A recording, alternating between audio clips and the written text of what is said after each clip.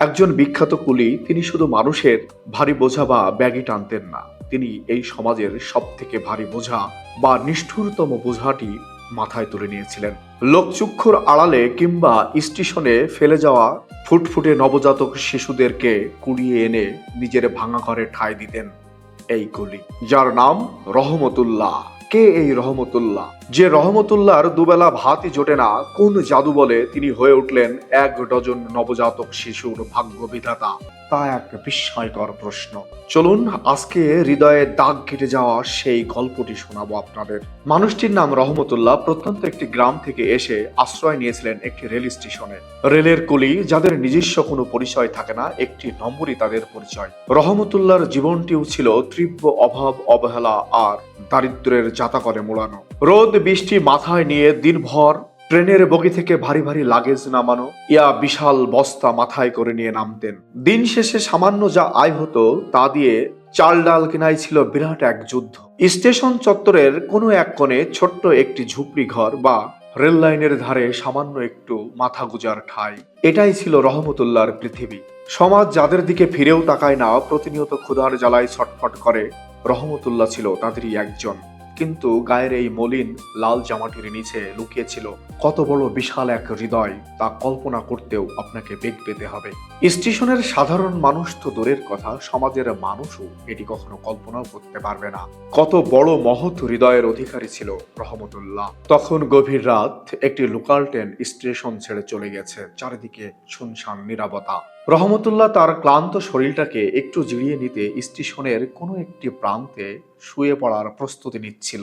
ঠিক তখনই এক কোণে ডাস্টবিনের মধ্য থেকে মৃদু কান্নার শব্দ ভেসে আসলো রহমতুল্লাহর কানে। প্রথমে ভেবেছিল এটি বোধহয় কোনো বিড়াল ছানা, তবু তার বুকের মধ্যে একেবারে দুমড়ে মুচড়ে যাচ্ছিল কোনো এক অজানা আশঙ্কায়। দীপ্ত পায়ে রহমতুল্লাহ লুণ্ঠনটি হাতে করে এগিয়ে গেলেন ডাস্টবিনের দিকে। ডাস্টবিনের ঠান্ডা নোংরা আবর্জনার মধ্যে লালচে কাপড়ে জড়ানো ফুটফুটে একটি নবজাতক শিশু, সদ্য ভূমিষ্ঠ হওয়া এক নিষ্পাপ প্রাণ, যাকে এই নিষ্ঠুর সমাজ কোনো এক পাপ বা লোকলজ্জা ঢাকতে ডাস্টবিনের মধ্যে ছুঁড়ে ফেলে দিয়ে গেছে। পিঁপড়েরা কামড়াতে শুরু করেছে ফুটফুটে নবজাতকটিকে। ওদিকে রহমতুল্লাহর চোখে অবিরাম বর্ষণ। তিনি এক মুহূর্ত তার সেই অভাবের কথা আর ভাবলেন না। পরম মমতায় সেই রক্তাক্ত নোংরা শিশুটিকে বুকের মধ্যে জড়িয়ে নিলেন রহমতুল্লাহ। সেদিন এই রহমতুল্লাহ নিজের কাছে গভীর প্রতিজ্ঞা করেছিলেন, আজ থেকে যদি কোনো শিশু এভাবে সে পড়ে থাকতে দেখে, তার প্রাণ প্রদীপ কখনোই সে আর নিভে যেতে দিবে না, যতই তাকে অভাব আষ্টে পৃষ্ঠে জড়িয়ে রাখুক। তিনি মনে মনে প্রতিজ্ঞা করলেন, আমার ঘরে যদি ভাত না জোটে আমি না খেয়ে থাকবো, কিন্তু এই শিশুদের আমি মায়ের মতো মমতা দিয়েই আগলে রাখবো। সেই থেকেই শুরু। তারপর একাকী নীরবে লোকচক্ষুর আড়ালে দিনের পর দিন, বছরের পর বছর এই মানবিক মিশন চালিয়ে গেছেন রহমতুল্লাহ। কখনো ট্রেনের সিটের নিচে, কখনো স্টেশনের বাথরুমে, কিংবা অন্ধকারের আড়ালে নিষ্ঠুর বাবা মা যে শিশুটিকে ফেলে রেখে যেত, রহমতুল্লাহর কাছে তারাই হয়ে উঠত ঈশ্বরের আশীর্বাদ। একবার ভাবুন তো, একজন কুলির পক্ষে একটি শিশুর দুধ জোগাড় করা কতটা কঠিন, যেখানে নিজের ঘরেই ভাত হয় না ঠিক মতো। তখন একটার পর একটা শিশুর দায়িত্ব নেওয়া কি একেবারেই মুখের কথা? রহমতুল্লাহ কি করতেন জানেন?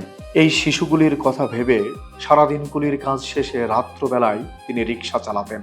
শিশুদের মুখে খাবার তুলে দেওয়ার জন্য নিজের রক্ত বিক্রি করার মতো কঠিন সিদ্ধান্ত নিতে হয়েছিল এক সময় কুলি রহমতুল্লাহকে। তীব্র রোদ এবং কনকনে শীতের রাতেও তিনি দিনের পর দিন স্টেশন পাহারা দিতেন, পাশে কোনো শিশু শিয়াল কুকুরের মুখে যেন না পড়ে। শুরুতেই স্টেশনের মানুষ এবং আশপাশের লোকজন তাকে পাগল বলে খেপাতেন। অনেকেই উপহাস করে বলতেন, নিজের পেটে ভাত জোটে না, অন্যের পাপ ঘরে নিয়ে আসছে, দেখো কি কাণ্ড, কি পাগল একটা। কিন্তু হাজার বাক্যবাণে জর্জরিত রহমতুল্লাহ কখনোই কোনো বাধার কাছে মাথা নত করেননি। শত শত উপহাস হাসি মুখে সহ্য করে তিনি প্রতিটি শিশুকে বড় করতে লাগলেন। তিনি অকাতরে হেসে বলতেন, পাপ তো করে বড়রা, এই শিশুরা নিষ্পাপ, তাদের কোনোই পাপ থাকতে পারে না। তার এই নিঃস্বার্থ ভালোবাসার কাছে এক সময় সমাজের সব বাধা, সব উপহাস হার মানতে বাধ্য হয়েছিল। সময়ের নিয়মে রহমতুল্লাহর শরীর হয়তোবা আগের মতো আর চলে না, কিংবা তিনি না ফেরার দেশে চলে গেছেন, কিন্তু তিনি সমাজকে যে বিরাট একটা চড় মেরে গেছেন তা আজীবন জীবন্ত থাকবে। বাংলাদেশের নির্ভরযোগ্য সংবাদ মাধ্যমগুলোর কল্যাণে যখন এই অখ্যাত বীরের গল্প একটার পর একটা সামনে আসে, তখন স্তম্ভিত হয়ে যায় পুরো দেশ। রাষ্ট্র বা সমাজ কুলি রহমতুল্লাহকে হয়তো কোনো বড় পদক দেননি, কিন্তু তিনি মানুষের যে ভালোবাসা অর্জন করেছে সারা দেশব্যাপী, এর মতো বড় পদক কেই বা হতে পারে আর। তিনি অকাট্যভাবে প্রমাণ করে গেছেন, মানুষের আসল পরিচয় তার পোশাকে নয়, নয় কোনো পেশাতে। তার আসল পরিচয় লুকিয়ে থাকে তার হৃদয়ের অভ্যন্তরে। রহমতুল্লাহর এই গল্পটি আমাদের একটি বিরাট প্রশ্ন চিহ্নের মুখোমুখি দাঁড় করিয়ে দেয়। আমরা হরহামেশা নিজেদের শিক্ষিত, ধনী আর সভ্য বলে দাবি করে থাকি। আমরা কি পেরেছি এই সামান্য কুলির মতো একটা বড় মনের পরিচয় দিতে? আসুন না, আমাদের চারিপাশে যে অসহায় মানুষগুলো রয়েছে তাদের সাহায্যার্থে একটু হাত বাড়িয়ে দিই। এই নিঃস্বার্থ দেবদূতের গল্পটি সবার কাছে শেয়ার করে দিন, যাতে করে আমাদের এই সমাজটা আরেকটু বেশি মানবিক হতে পারে। আর এমন সব হৃদয় স্পর্শী এবং জীবনমুখী গল্প শুনতে আমার পেজটি ফলো করে দিবেন। কমেন্টে জানিয়ে দেবেন রহমতুল্লাহর এই নিঃস্বার্থ ত্যাগ আপনার হৃদয়কে কতটা স্পর্শ করে গেল। সবাই ভালো থাকবেন, সবার জন্য একরাশ শুভকামনা। পরবর্তীতে নতুন কোনো ভিডিও নিয়ে আপনাদের সামনে হাজির হব। আল্লাহ হাফেজ।